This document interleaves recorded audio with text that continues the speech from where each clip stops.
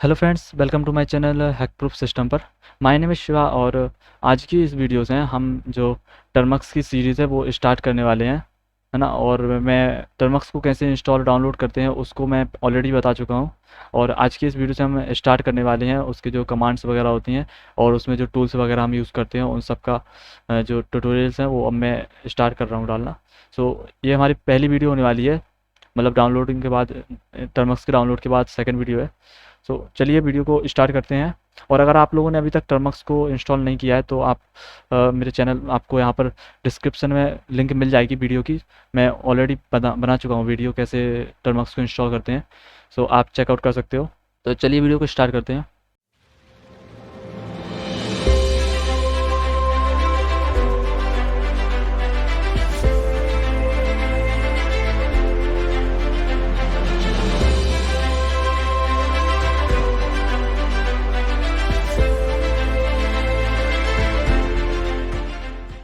तो फ्रेंड्स, मैं यहाँ पर जो अपना मोबाइल है वो उसको मैंने यहाँ पर अपने पीसी से कनेक्ट कर लिया है यूएसबी केबल के थ्रू। और मैं इसको स्क्रीन मिररिंग करने वाला हूँ अपने पीसी में, तो जिससे कि जो टेक्स्ट वगैरह है वो आपको ठीक से समझ में आए। तो मैं पीसी में यहाँ पर रिकॉर्डिंग स्टार्ट किया और इसमें मैं कर रहा हूँ, ठीक है। तो SCRCP एंटर करूँगा और यहाँ पर जो मेरी मोबाइल की स्क्रीन है वो मैंने यहाँ पर मिरर कर लिया है। तो मैं इसी में आपको समझाऊंगा किस टाइप से आप कर सकते हो। तो यहाँ पर हम टर्मक्स को ओपन कर लेते हैं सबसे पहले तो, और मैं इसको रोटेट कर देता हूँ ऐसे।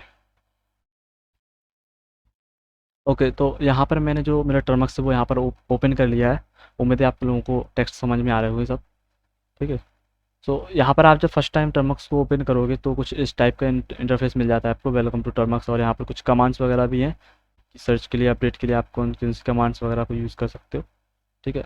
सो यहाँ पर जो सबसे पहली जो कमांड कंपलसरी है वो है यहाँ पर हमारी, मतलब आपको ये टर्म करना ही पड़ेगा, ये वाली कमांड। सो यहाँ पर आपको सबसे पहले लिखना है टर्मक्स हाइफन और सेटअप हाइफन स्टोरेज, ठीक है। सो ये वाली जो कमांड है वो आपको कंपलसरी करना, क्योंकि हम यहाँ पर इस कमांड से जो टर्मक्स है उसको स्टोरेज की परमिशन दे रहे हैं, मतलब कि वो फाइल्स वगैरह उसमें स्टोर कर सकता है कि नहीं, स्टोरेज की परमिशन दे रहे हैं। तो हम इसको कमांड डालेंगे, एंटर कर देंगे। आप कोई प्रॉब्लम नहीं है, आप जैसे इस कमांड को डालोगे तो आपको यहाँ पर परमिशन मांगेगा, लेकिन मैं यहाँ पर ऑलरेडी कर चुका हूँ। तो यहाँ पर मुझसे कह रहा है कि आपका जो डेटा है वो यहाँ से डिलीट हो जाएगा अगर आप दोबारा करना चाहते हो। तो मैं इसको कर देता हूँ, मेरे को खास डेटा नहीं है यहाँ पर, ठीक है। तो आपको यहाँ पर ऐसा नहीं आएगा, आपको यहाँ पर जो जब भी आप किसी नए ऐप को इंस्टॉल करते हो तो आपको परमिशन मांगता है, उसी टाइप से ये आपको परमिशन मांगेगा स्टोरेज की।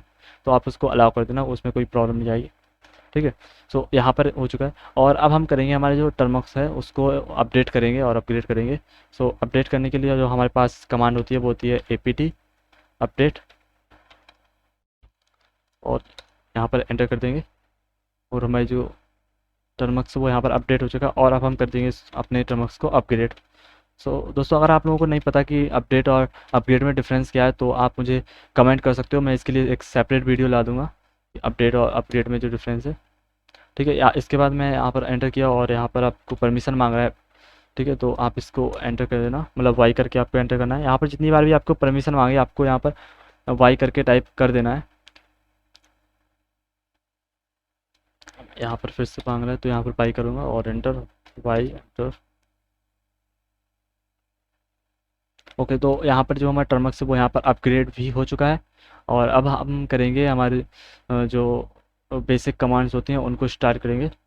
यहाँ पर जो हमारी सबसे पहली कमांड होने वाली है वो होने वाली है ls कमांड। हम यहाँ पर सिंपल ls लिखेंगे और एंटर कर देंगे। ls करने के बाद यहाँ पर आपको कुछ लिखा हुआ दिख रहा होगा, सेवा और स्टोरेज। यहाँ पर कुछ दो फोल्डर हैं। यहाँ पर एक तो हमने स्टोरेज के लिए जो अभी हमने परमिशन दी थी उसके, तो उसने एक फ़ोल्डर बना लिया है यहाँ पर, जिसमें अपनी जो फाइल्स वगैरह वो स्टोर करेगा। और यहाँ पर जो फ़ोल्डर है वो ये मैंने पहले बनाया था, ठीक है। आप जब इसको करोगे तो आपको सिर्फ यहाँ पर एक ही फ़ोल्डर मिलेगा, ये नहीं मिलेगा, ठीक है। ls कमांड से क्या कर सकते हैं कि जो जिस फाइल या डायरेक्टरी में हम होते हैं, जो मतलब जिस फोल्डर में होते हैं हम, तो उसमें और भी जो फोल्डर होते हैं तो उसको हम यहाँ से चेक कर सकते हैं ls कमांड से, ठीक है। उस फाइल में, मतलब फोल्डर में जितने भी और भी फोल्डर या फाइल होंगे तो वो यहाँ पर आपको दिख जाएंगे, ठीक है। इसके बाद हम एक कमांड और आती है हमारे पास जो कि है फ़ोल्डर बनाने के लिए, ठीक है। किस टाइप से आप फ़ोल्डर बना सकते हो, तो उसके लिए जो हमारे पास कमांड होती है वो होती है mkdir mkdir करेंगे और mkdir करने के बाद आपको यहाँ पर देना है आपके जो फ़ोल्डर है उसका नाम। तो नाम देते वक़्त आपको एक बात ध्यान रखनी है कि उसमें आपको जो स्पेस है वो बिल्कुल नहीं होना चाहिए। जैसे मैं यहाँ पर हैकप्रूफ सिस्टम दे रहा हूँ नाम, हैकप्रूफ सिस्टम, और आप यहाँ पर देखोगे हैकप्रूफ और सिस्टम के बीच में यहाँ पर स्पेस है। सो आपको यहाँ पर ये गलती नहीं करनी, मतलब स्पेस आपको यहाँ पर नहीं देना है। अगर आप चाहते हो मतलब इन दोनों वर्ड को अलग-अलग रखना, तो आप कुछ इस टाइप से यहाँ पर अंडरस्कोर लगा सकते हो, ठीक है? वरना आप इसको बिना स्पेस के ही आपको करना पड़ेगा। ठीक है, तो क्योंकि अगर आप यहाँ पे इसको स्पेस दे दोगे यहाँ पर, तो जो mkdir कमांड है वो आपको यहाँ पर दो दो फोल्डर बना देगी। यहाँ पर सिर्फ इस जगह पे नहीं, यहाँ पर जो मतलब लिनक्स ऑपरेटिंग सिस्टम होता है इसमें हर जगह ऐसे ही होता है, मतलब टर्मक्स में भी।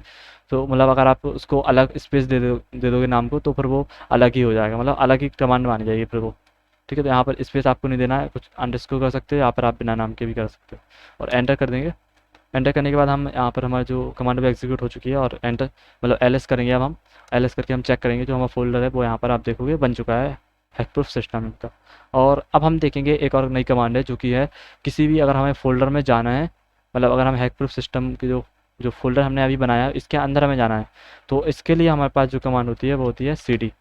ठीक है, cd कमांड देंगे और cd कमांड देने के बाद यहाँ पर हैकप्रूफ लिख देंगे हम, हैकप्रूफ। और अगर आप यहाँ पर पूरा नाम नहीं भी देना चाहते तो यहाँ पर आप टैब प्रेस कर सकते हो। जैसे आपका जो कीबोर्ड है कुछ इस टाइप का आपको यहाँ पर मिलेगी, एस्केप और कंट्रोल होम और कुछ इस टाइप की जो कीज़ हैं। सो आप यहाँ पर आप देखोगे दो टाइप के यहाँ एरो इस टाइप के मिलेंगे, तो इसको आप अगर क्लिक कर दोगे एक बार तो जो नाम है वो ऑटो फिल हो जाएगा। मतलब ये तभी काम करता है जब आपने जितना नाम लिखा हो उससे मैच और कोई नाम ना कर रहा हो। मतलब मैंने हैकप्रूफ लिखा था और हैकप्रूफ नाम से यहाँ पर और कोई फाइल तो या फोल्डर तो था नहीं, तो इसलिए यहाँ पर ऑटोमेटिक वो यहाँ पर फिल हो चुका है। और अगर और भी कोई होता तो यहाँ पर वो नाम पूरा प्रिंट नहीं होता, आपको ऑप्शन मांग चूज़ करना पड़ता है कि कौन सा आपको करना है। ठीक है, तो यहाँ पर अभी तो हैकप्रूफ सिस्टम नाम से एक ही था तो हैकप्रूफ बस आया। और अब हम कर देंगे यहाँ पर इसको एंटर। सो यहाँ पर आप देखोगे कि जो डॉलर वाला साइन था यहाँ पर उसको अब यहाँ पर आ चुका है, मतलब यहाँ पर हैकप्रूफ सिस्टम लिख के आ चुका है। सो इसका मतलब है कि हम जो हैकप्रूफ सिस्टम का जो फोल्डर है उसके अंदर आ चुके हैं। ठीक है, आप स्लैश के पास देखो हैकप्रूफ और उसके बाद डॉलर वाला सिंबल, यहाँ पर आपको यहाँ पर ये वाला सिंबल था, उसके बाद यहाँ पर डॉलर का सिंबल था। ठीक है, सो अब हम यहाँ पर हैकप्रूफ सिस्टम का जो फोल्डर है उसके अंदर आ चुके हैं। और अब हम एक और नई कमांड देखने वाली है जो कि है जिससे हम फाइल्स को बना सकते हैं। अभी हमने देखा कि हम फोल्डर को कैसे बना सकते हैं जो कि mkdir कमांड थी, और अब हम देखेंगे फाइल्स को कैसे बना सकते हैं। सो फाइल्स को बनाने के लिए मतलब फाइल कोई सी भी हो सकती है, वो png भी हो सकती है और txt भी हो सकती है। तो हम यहाँ पर txt फाइल को बना देते हैं। तो फाइल को बनाने के लिए आपके पास यहाँ पर कमांड होती है टच, और टच के बाद यहाँ पर आप उस फाइल का नाम दोगे, जैसे मैं यहाँ पर हैकप्रूफ दे देता हूँ, और उसके बाद डॉट करेंगे और txt कर देंगे।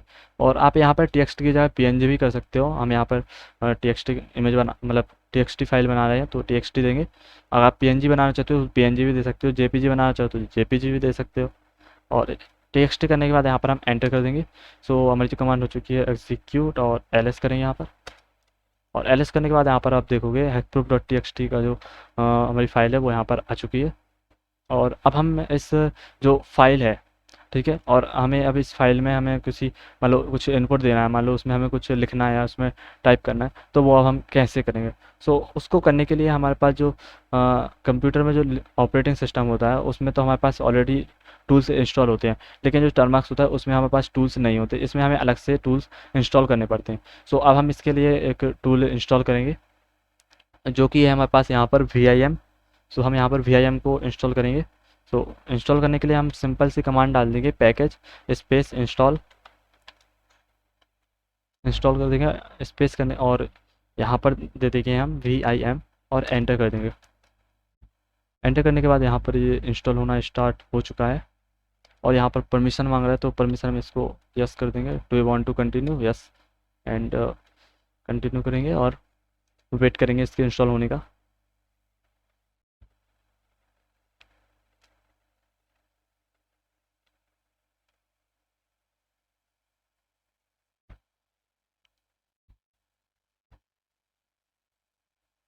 तो अभी आप देखोगे जो हमारा vim है वो यहाँ पर इंस्टॉल हो चुका है। ठीक है, तो कुछ ये वाली जो फाइल है वो वहाँ पर इंस्टॉल हुआ है, यहाँ पर बता रहा है। सो हमें इसको यूज़ करने के लिए इसकी कमांड को यूज़ करने के लिए तो हम vi लिखते हैं vi। ठीक है, vi लिखेंगे, और अगर आप इसको और भी कमांड्स वगैरह आप इसकी जानना चाहते हो तो vi करने के बाद डबल बार हाइफन करेंगे और हेल्प करेंगे। हेल्प करने के बाद आप यहाँ पर देख सकते हो कि यहाँ पर हमें बहुत सारे ऑप्शंस वगैरह मिल चुके हैं।